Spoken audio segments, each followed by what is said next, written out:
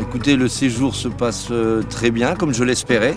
On a partout eu un très bon accueil, que ce soit dans des grands hôtels, puisqu'on descend aussi dans des grands hôtels, ou dans des hôtels plus typiques du pays, comme Matmata par exemple, où on n'était pas dans un hôtel de grande envergure, qui était plus intime, et ça nous convient bien. Ces contrastes-là, on les apprécie. Le fait de dormir sous la tente en plein dans les dunes, dans des sites où personne ne peut imaginer se poser pour 1 ou 2 nuits. L'esprit libre, l'esprit de liberté.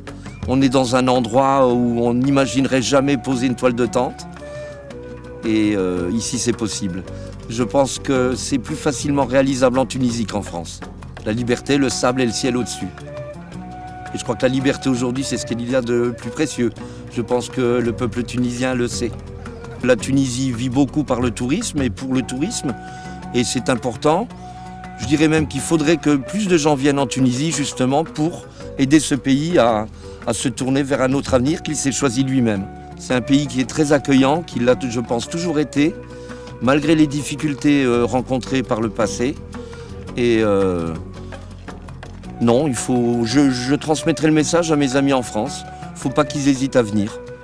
Mais hier j'étais sur Tozeur, on a passé 2 nuits là-bas, donc j'avais une journée de libre. Et j'ai recherché à la municipalité de Tozeur une adresse où déposer quelques jouets et puis des habits pour enfants dont je me séparais. Voilà.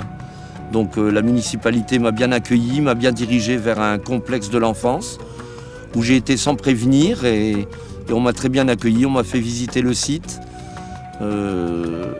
Et c'est